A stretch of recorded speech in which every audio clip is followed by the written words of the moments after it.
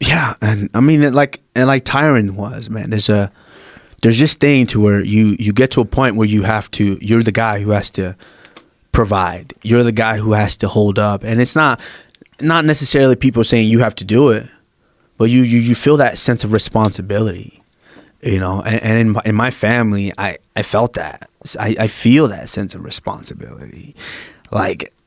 There's one thing in your family when you were growing up? Yeah, you know, like when I say I come from humble beginnings, you know, like being raised in Nigeria, like, and it wasn't like the village where we lived in huts. We had a house, but it wasn't really. We didn't have plumbing. You know, we had to go to the well to get water. Electricity was rare. That's a scarce thing. You know, and to where when we came here, when we immigrated here, yeah, life got a lot better. How old were you when you came here? About 8 years old. And it was hard to adjust to the school system, you know, because kids are mean. I had to talk with the funny accent, and kids would tell you, hey, why don't you say this to the teachers? Hey, bitch, call her this. And I was always in the principal's office because I had no idea what that means and things like that. So kids are cruel. I dealt with all that. Did you know English when you came here? Yeah, we spoke English, but it's pidgin English. So we knew that, like, you know, we're colonized by the Europeans. So the English is the root words are from the European. So we knew English, but it's just our take on it. Oh. And so how much different? It's pretty different. Yeah. It's very different. Like if I was talking with another Nigerian, I was speaking pidgin English, you would pick out words, but it's a little different. Like, can you say something in pidgin English? Yeah, like not right now. We just sit down here, just to talk now. You're not supposed to sit down just to talk, just to yarn each other now. You know, not be anything. That sounds cool. Yeah, it does. If like me and Israel Adesanya was talking, like it would be mad cool. Oh, right. You know, like we speak it to each other.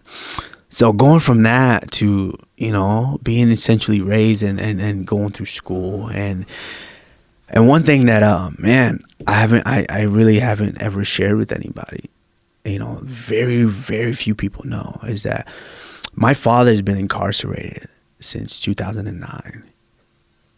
And this is the first time really I'm you know, ever talked about it. Like, my dad was it goes to attest to just the justice system here, man. It's so crooked, and it's so backwards.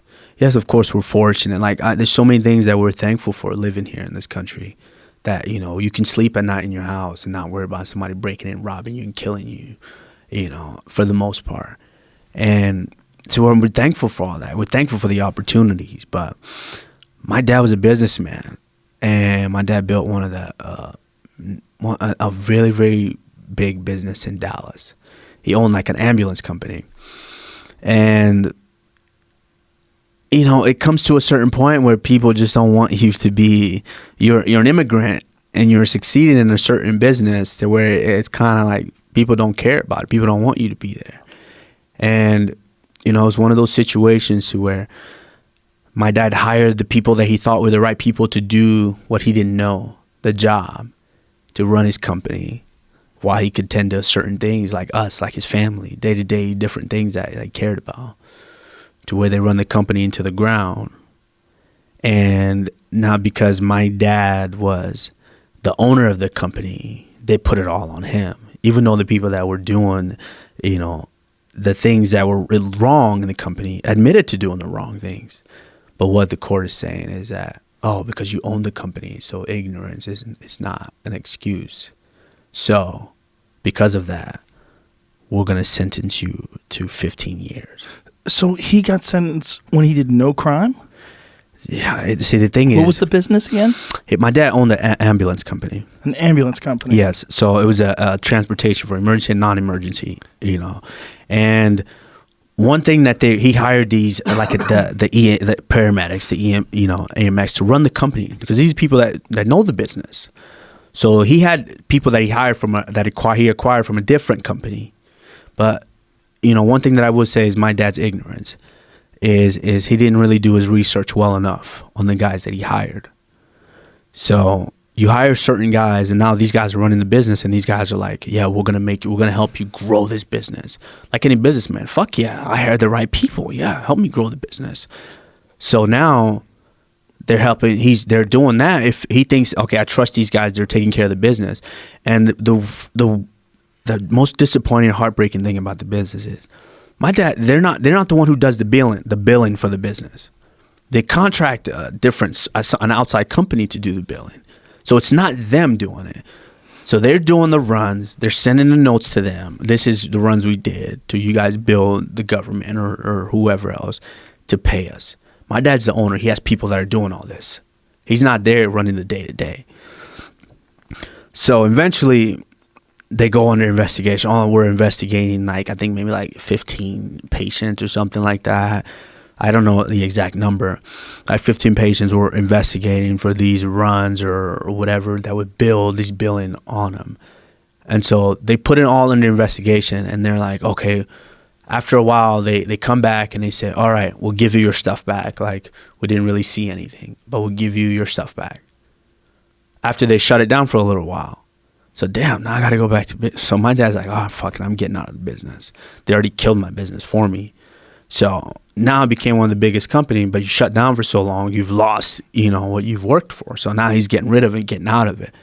Then they come back later, a few years later, for the same thing that have already said, you're good, here, have your stuff back. They come back and say, no, we're going to prosecute you for this.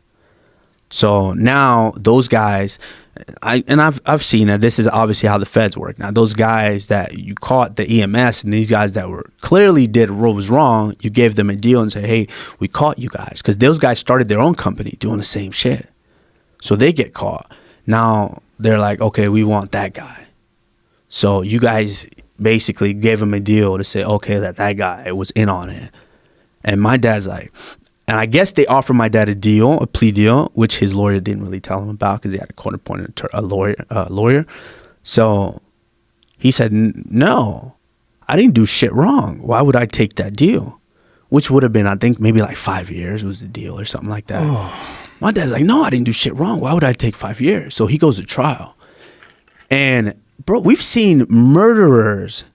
We've seen all these people that are defraud the government, like stock market hedge fund guys, billions of dollars, get bail. They said no, they wouldn't even grant him bail. My dad's a citizen, like turned over his passport and everything. They said, no, we're not going to give you bail. We're going to hold you. We're going to freeze all your accounts. You can't really fight the case. So you're stuck there. And now your family's left with nothing. Nothing. No money in the account, nothing. And so my dad had to deal with that, and they just threw the book at him. They're like, we'll give you 15 years. And Jesus. This was 2009. And he's already been in for 10? Yeah, he's been in for 10. And one thing that really killed me was one thing, it was a part in a trial where the lawyer was basically telling the judge, like, this guy's an upstanding guy, no record. He has kids. Look at his kids and how well they're doing. His older son is in college. The second one is in college. The youngest is about to be in college. These kids are all scholarship student athletes, great student athletes. And the one thing that killed me was the prosecution was like, the reason that is because he was defrauding the government from this money. That's why they're in college. And I was like, wait, my dad's not paying for us to be in college.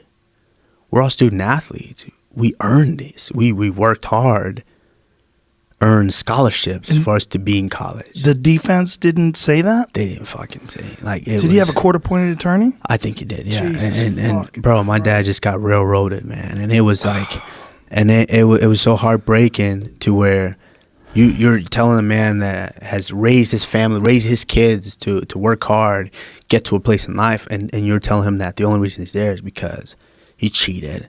And it was just one of those things that added a chip on my shoulder. There've been so many moments that put chips on my shoulder with everything that I've been through so much that I just internalize, and I compete with all this energy. And so for that, you telling my dad that, yeah, like, you're going to sit down. And I just, and obviously, of course, I researched more and more into that because I was so heartbroken after that. Like, you just going to, for what? For how much? You're saying not even up to almost $1 million. They just piled a lot of money on. They're like, oh, this, and that for a little over. They're saying a little over $1 million total, which is nowhere near that. You gave him 15 years. When these hedge fund guys that you found guilty for manipulating these markets for billions, you give him 6 months house arrest, if that.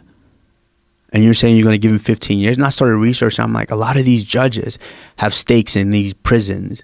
And to what they do is they give a lot of time because they get paid per prisoner that's in prison. You know that story about that guy in Pennsylvania who was he was a judge and he was doing that. He was sending kids to jail. He was extending their sentences and giving them sentences for nothing. And it turned out he'd been getting paid by the prison to send these kids down the river. Yeah, I heard a lot of them get like kickbacks and different things from that. And so to put people there. Well, as you become more and more famous, you could shed more and more light on this. Yeah, man. When is your dad due for parole?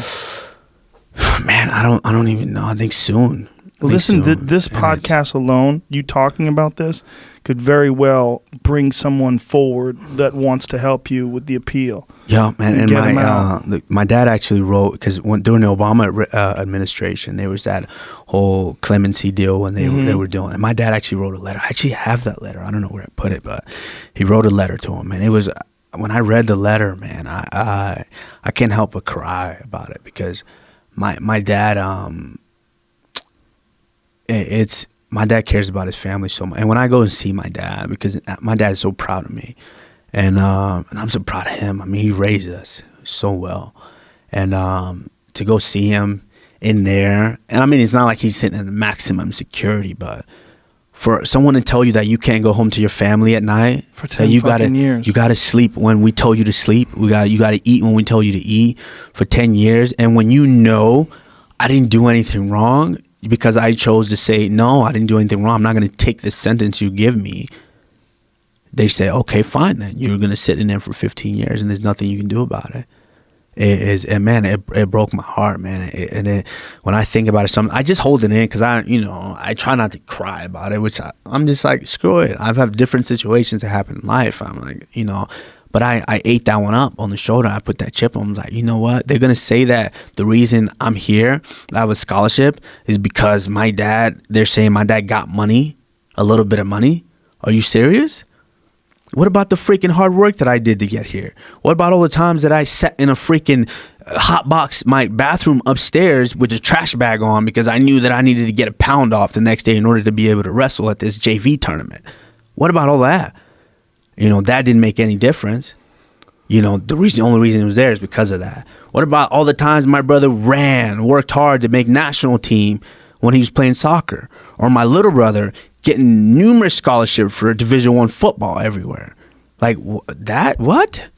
So all that put a chip on my shoulder, Joe, to where it was like, man, I got to succeed at all costs. I don't really care. And where did this happen? Where was this trial? In Texas, in Dallas, Texas. Not the best place to have a trial happen, but it happened, and man, it put a sour taste in my mouth. But has he filed an appeal?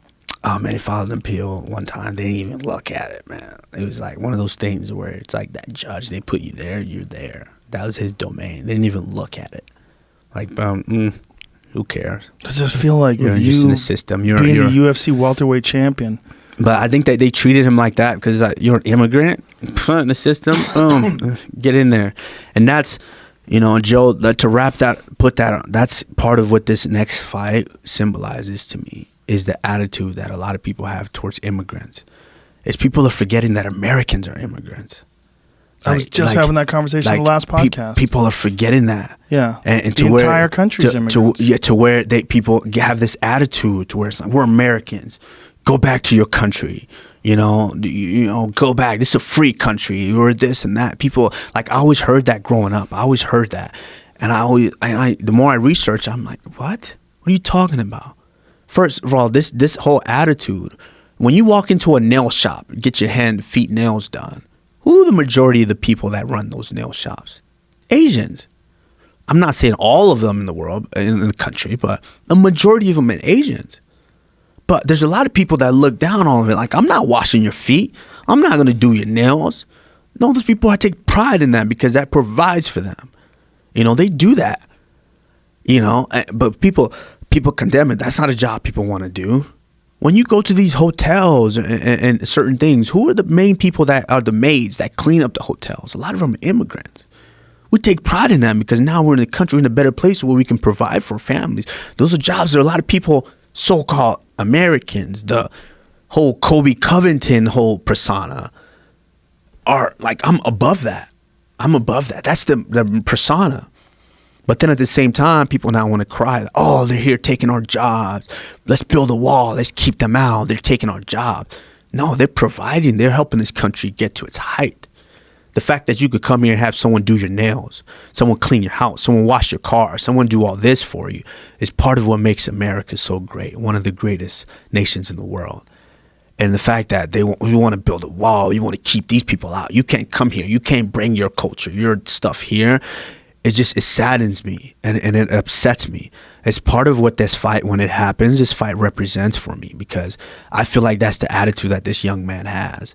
He's entitled to. I should be UFC champ. You're a soy boy. You know, you don't deserve it. You can't hang with me, boy. That's his attitude. You can't do this, boy. First of all, who's your boy? I'm a grown ass man. Don't fucking talk to me like that.